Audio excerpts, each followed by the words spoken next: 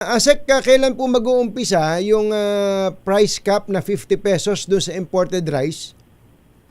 Pinag-aaralan pa yun, Katunying. At hindi ko alam kung nakapag-submit na ng recommendation. Pero ang target kasi doon nga, ma-set initially at 50 pesos. Yung, ano lang ito, para lang sa imported.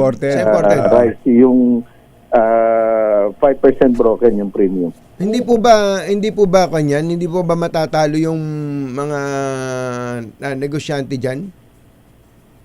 Actually, doon sa initial computation naman natin at nakausap na rin ni Secretary yung ilang importers, reasonable naman sa ngayon yung 50 pesos. There will be adjustments depende doon sa kung patuloy na tataas yung ating presyo ng dollar, yung dollar peso exchange rate, yung freight cost, saka yung presyo sa international market.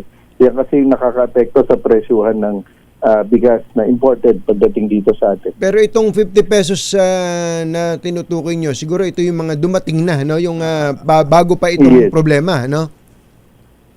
Bago pa yung mga additional na mga concerns natin ngayon. Depende kung tataas pa lalo yung presyo ng dollar, yung freight cost kasi ang laki na nung itinaas, halos doble na.